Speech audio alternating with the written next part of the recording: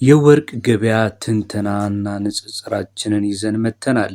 ስለ ወርቅ ገበያው ዝርዝር ማወዳደሪያ ለጠየቃችሁኝ ሁሉ አመሰግናለሁ። ዛሬ ጥቅምት 29 2025 ዓ.ም በዱባይ፣ በሳውዲ አረቢያ እንዲሁም በባህሬንና በኳታር ያሉትን ዋጋዎችና የገበያ አዝማሚያዎችን የምንመለከት ይሆናል። በተጨማሪም በእነዚህ ሀገራቶች ዋና ዋና ወርቆች በስንት በመሸጥ ላይ እንዳሉ ቀጥታ መረጃውን ለእናንተ አሳልፋለሁ።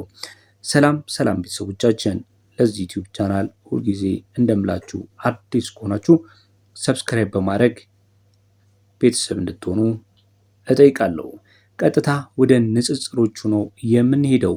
በአሁን ሰዓት በ24 ካራት ወይም ደግሞ ንጹህ ወርቅ ተብሎ በሚታወቀው የወርቅ አይነት ባለው መረጃ መሰረት በዱባይ እንዲሁም በሳውዲ ባሉ ሀገራቶች ብዙም ልዩነት የለውም ዋጋው ላይ ማለት ነው። ምክንያቱም ሁሉም በዓለም አቀፍ የወርቅ ዋጋ ስፖት ፕራይስ ላይ የተመሰረቱ በመሆናቸው ነው። በተጨማሪም ደግሞ በ24 ካራት በግራም ዋጋ ላይ ግምታዊ የሆነውን እንዲሁም በ22 ካራት ግምታዊ የሆነው ከዱባይ ጋር እንዲሁም ደግሞ በሳውዲ አረቢያ በባህሬን ያለውን ግምታዊ ዋጋ የምንነግራችሁ ይሆናል። ለምሳሌ ግምታዊ የሆነው የዱባይን ዋጋ በምንናገርበት ሰዓት ላይ በአሁኑ ሰዓት ላይ አንድ ግራም ወርቅ 24 ካራቱ ማለት ነው በ476.08 ዲርሃም እስከ 483.50 ዲርሃም በምሽት ላይ ነው የሚገኘው። የሳውዲውን ስንመለከት ደግሞ በ447.75 እየተሸጠ ይገኛል። የባህሬንስ በስንት ባህሬን ዲናር ይሸጣል ካራችሁኝ በ48 ከ60 እየተሸጠ ነው የሚገኘው። የእነዚህን የወርቅ ገበያ ማነጻጸሪያዎች በምንመለከትበት ሰዓት ላይ እነዚህን ዋጋዎች በቀጥታ ለማወዳደር በግምት ተመሳሳይ በሆነ ምንዛሪ መለወጥ ያስፈልጋል። ለምሳሌ በአሜሪካ ዶላር በአብዛኛው የዱባይና የኳታር ዋጋዎች በንጽጽር ትንሽ ዝቅተኛ ሆነው ሊገኙ ይችላሉ። በዓለም አቀፍ ደረጃ እንግዲህ እንደምታውቁት ከሆነ ታክስ ፍሪ የሆኑ ገበያ ስማቸው ማለት ነው። ታክስ ፍሪ ማለት ያለ ደረሰኝ የሚሸጡ የወርቅ ገበያዎች አሉ። ነገር ግን ትልቁን ልዩነት የሚያመጣው በየማምረቻው ክፍያ ያለው ዋጋ ነው። እሱም ደግሞ ሜኪንግ ቻርጅ ይባላል። ነገር ግን የአሁኑ የወርቅ አዝማሚያ በተለይ ለገዢዎች ምቹ ነው ወይስ አይደለም የሚለውን ስንመለከት በቅርብ ጊዜ የነበረውን አዝማሚያ መመልከት ያስፈልጋል። በሁሉም ገበያዎች በሚባል መልኩ አንድ ተመሳሳይ የሆነ አዝማሚያ አለ። እሱም ምንድን ነው ካላችሁኝ የወርቅ ዋጋ በመቀነስ ላይ ነው ያለው። የመቀነስ አዝማሚያ ይታይበታል። በቅርብ ቀናት ውስጥ ከጥቅምት ወር መጀመሪያ ጋር ሲነጻጸር በአጠቃላይ በሁሉም ሀገራት የወርቅ ዋጋ የመቀነስ አዝማሚያን አሳይቷል። ለምሳሌ በዱባይ ጥቅምት 21 2025 ላይ የወርቅ ዋጋ በከፍተኛ ደረጃ ከፍ ብሎ ከቆየ በኋላ ወደ ታች ወርዷል። ምክንያቱ ምንድን ነው ካላችሁኝ በዓለም አቀፍ ደረጃ ዋጋው እየቀነሰ በመምጣቱ ነው። በተለይ ደግሞ በአሜሪካ የገንዘብ ፖሊሲና የኢኮኖሚ መረጋጋት ተስፋዎች ጋር የተያዘ ነው። እነዚህ ሀገራትም ላይ ያሉ ወርቆች በአማካይ ቀንሷል። ወርቅ እንደ ሴፍ ሃቨን ኢንቨስትመንት ይቆጠራል። የኢኮኖሚው መረጋጋት ሲታይ ደግሞ ዋጋው ይቀንሳል። ኢኮኖሚው ሳይረጋጋ ሲቀር የወርቅ ዋጋም ደግሞ ከፍ ይላል ማለት ነው። እንግዲህ በአጭር ጊዜ ውስጥ ትንበያ ለማስቀመጥ ያህል አሁን ያለበት የወርቅ ገበያ የተረጋጋ ነው ተብሎ ነው የሚታሰበው። ባለሀብቶች ቀጣዩን የአሜሪካ የወለድ ምጣኔና የዓለም ንግድ ፍሰት በመጠባበቅ ላይ ይገኛሉ። በተለይ ደግሞ መጪው ገና ነው። እንደምታውቁት 2026ም ሊገባ 1-2 ወር ብቻ ነው የቀረው። ስለዚህ አዲሱ ዓመት 2026 ምን ይዞ ይመጣ ይሆናል? የሁሉም ተስፋ እንግዲህ ተንጠልጥሎ ነው ያለው። ለገዢዎች ምን አይነት ጠቀሜታ አለው የምትሉ ከሆነ እንግዲህ ምንም አይነት ጥያቄ የሚያስነሳ ነገር አይደለም። ዋጋው የመቀነስ አዝማሚያ ካለ እንግዲህ ቱሪስቶች በጣም ዝነኛ የሆኑ ሰዎች እንዲሁም ደግሞ ትልቅ ሰዎች ያው ምርጫቸው ከፍተኛ ጥራት ያለው እንዲሁም ደግሞ ብዙ ዋጋን የሚያወጡ ወርቅን በብዛት መግዛታቸው እሙን ነው ማለት ነው። ሳውዲ አረቢያ ትልቅ የሀገር ውስጥ ፍላጎትና የባህል ዲዛይን የበላይነት እንዳላት ይታወቃል። ምንም እንኳን ዋጋው ከዱባይ ትንሽ ከፍ ሊል ይችላል፣ የሳውዲው ማለት ነው።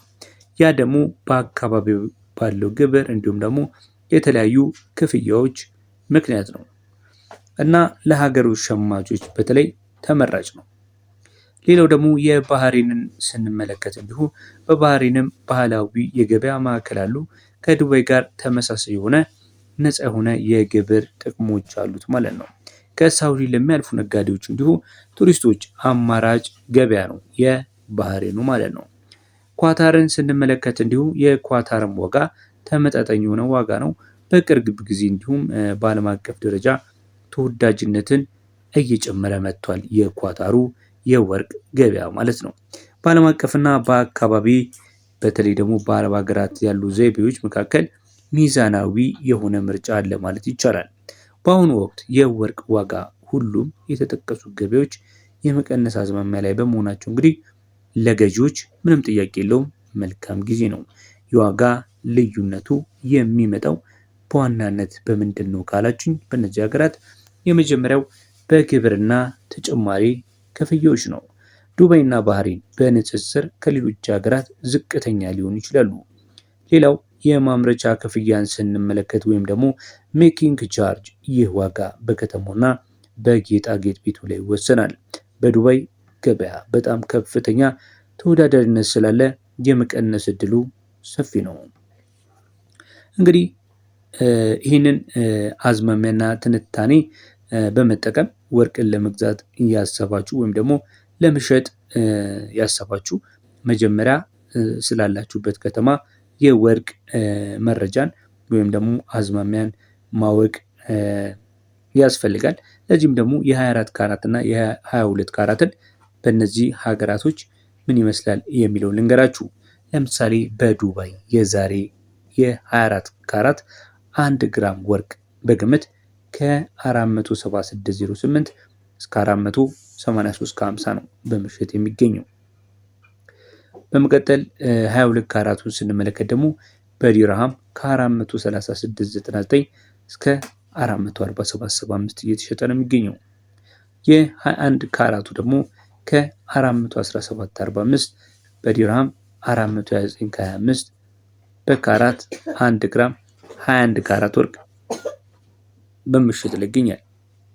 18 ካራቱን ስንመለከት 358.81 እስከ 368.18 ካራቱ 1 ግራም ይሸጣል ማለት ነው። ይሄ የዱባይ መረጃ ነው። ሳውዲ ለምትኖሩ ደግሞ እነግራችኋለሁ ቀጥዬ። ታዲያ ለዚህ ዩቲዩብ ቻናል አዲስ ከሆናችሁ በዚህ ዩቲዩብ ቻናል ላይ የሚለቀቁትን ወቅታዊ በየዕለቱ የምንለቃቸውን የወርቅ ዋጋ ማለት ነው እንድትከታተሉ እንጋብዛለን። 24 ካራቱን ቀድመን ስንመለከት 24 ካራቱ 491 የሳውዲ ሪያል እስከ 487 ሊወርድ ይችላል። 22 ካራቱን ስንመለከት ከ452 እስከ 449 ነው ሊወርድ የሚችለው። 18 ካራቱ ከ370 እስከ 367 ሊወርድ ይችላል። በዚህ ባለው ዋጋ ይፋዊ የመሸጫ ዝርዝር ነው ማለት ነው። ባህሬንን ስንመለከት እንግዲህ 24 ካራት ንጹህ ወርቅ በባህሬን የሚሸጠው ከ4860 እስከ 4930 የባህሬን ዲናር ሲሆን 22 ካራቱ ደግሞ ከ4530 እስከ 4610 ነው። 21 ካራቱ 43 ከ24 በምሽት ይገኛል። 18 ካራቱ ደግሞ 3690 እስከ 3730 በምሽት ይገኛል። በመጨረሻ የምንመለከተው የኳታርን ይሆናል። የኳታር የወርቅ ዋጋ በግራም 24 ካራቱ ከ481.50 474 ከ50 እየተሸጠ ሲገኝ 22 ካራቱ ደግሞ ከ447 እስከ 441 በምሽት ይገኛል። 21 ካራቱ በግምት ከ426.65 እስከ 420 ነው በምሽት የሚገኘው። በመጨረሻ የምነግራችሁ የኳታርን ባለ 18 የወርቅ ካራት ሲሆን ከ366 እስከ 360 80 እየተሸጠ ይገኛል ማለት ነው። ነገር ግን ተመልካች አድማጮቼ መርሳት የሌለባችሁ ነገር እነዚህ ዋጋዎች አካባቢውን ጌጣጌጦች በሚጨምሩበት የማምረቻ ክፍያ እንዲሁም ሌሎች ወጪዎች ከፍ ሊል እንደሚችል ማሰብ አትርሱ ማለት ነው።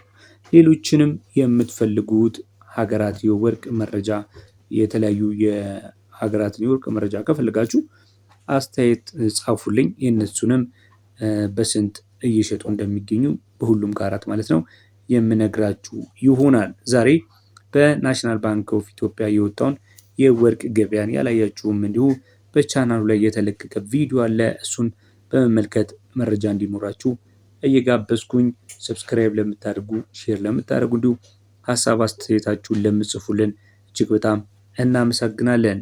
በቀጣይ ቪዲዮ እስከምንገናኝ በያላችሁበት ሰላም